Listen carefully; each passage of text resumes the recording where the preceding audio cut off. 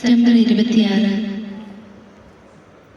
പ്രഭാത പ്രാർത്ഥനയിൽ വെളുപ്പിന് 5:30 നീലത്തിരി കത്തിച്ച് ഉടമ്പടി പ്രാർത്ഥന ചൊല്ലിക്കൊണ്ടിരുന്ന സമയത്ത് നീലത്തിരിയുടെ നാളത്തിന്റെ പിന്നിൽ പരിശുദ്ധ അമ്മയുടെ സാന്നിധ്യം തെളിഞ്ഞു കണ്ടു. പരിശുദ്ധ അമ്മ എപ്പോഴും നമ്മോട് കൂടെയുണ്ടെന്ന്, നമ്മുടെ ഓരോ ആവശ്യങ്ങളിലും, നമ്മുടെ വേദനകളിലും, നമ്മുടെ സന്തോഷങ്ങളിലും അമ്മ നമ്മോടൊപ്പമുണ്ടെന്ന് അമ്മ നമ്മളെ ഓരോ നിമിഷവും ബോധ്യപ്പെടുത്തുന്നുണ്ട്. ഈ ബോധ്യത്തോടു കൂടി അമ്മയുടെ കൃപാസനം പ്രത്യക്ഷീകരണ പ്രാർത്ഥന നമുക്ക് ഏറ്റുചൊല്ലാം. അമ്മേ, പരിശുദ്ധയമ്മേ, ദൈവമാതാവേ, കൃപാസനത്തിലൂടെ ഞങ്ങൾക്കും ഞങ്ങളുടെ ദേശത്തിനും അമ്മ മാധ്യസ്ഥം തേടിത്തന്ന എല്ലാ അനുഗ്രഹങ്ങൾക്കും കൃപകൾക്കും ഞങ്ങളിപ്പോൾ ഹൃദയം നിറഞ്ഞ നന്ദി പറയുന്നു.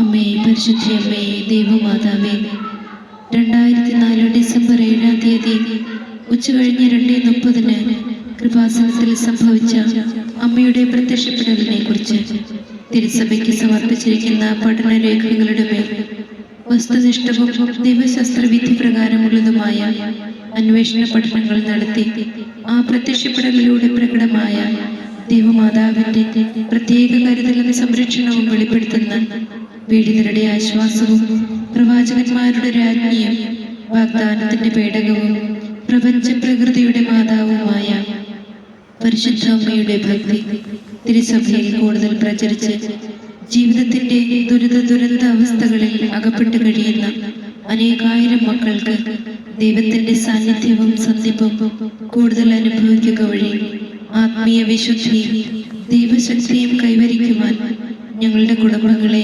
ഇടയാക്കണമേ. അമ്മേ, പരിശുദ്ധ അമ്മേ, ഭൂസ്വർലോകങ്ങളുടെ രാജ്ഞിയായ അങ്ങേക്ക് ഭൗമ സംരക്ഷണത്തിനായി പ്രപഞ്ച പ്രകൃതിയെ തന്നെ തിരുസഭ പ്രതിഷ്ഠിക്കുവാൻ ഈ പ്രത്യക്ഷീകരണം വഴി ഇടയാക്കണമേ. പരിശുദ്ധ അമ്മേ, ജപമാല മാതാവേ, സകല കൃപാസന പ്രാർത്ഥനകളോടും ചേർത്ത് ഞങ്ങളിപ്പോൾ പ്രാർത്ഥിക്കുന്ന ഈ കുടുംബത്തിന്റെ പ്രത്യേക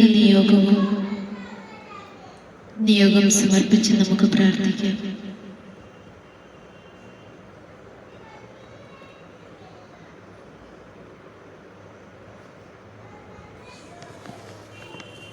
അമ്മയുടെ പ്രത്യക്ഷീകരണത്തിന്റെ ഈ അനുഗ്രഹവേളയിൽ ഞങ്ങൾക്ക് സാധിച്ചു തരുവാൻ കനിയണമേ. ആമേൻ. ഒരു വിശ്വാസ പ്രമാണം. 7 സ്വർഗസ്ഥനായ പിതാവേ, 7 നന്മ നിറഞ്ഞ മറിയമേ ചൊല്ലി നമ്മുടെ നിയോഗങ്ങൾ പരിശുദ്ധ അമ്മയുടെ കരങ്ങളിൽ ഏൽപ്പിക്കാം.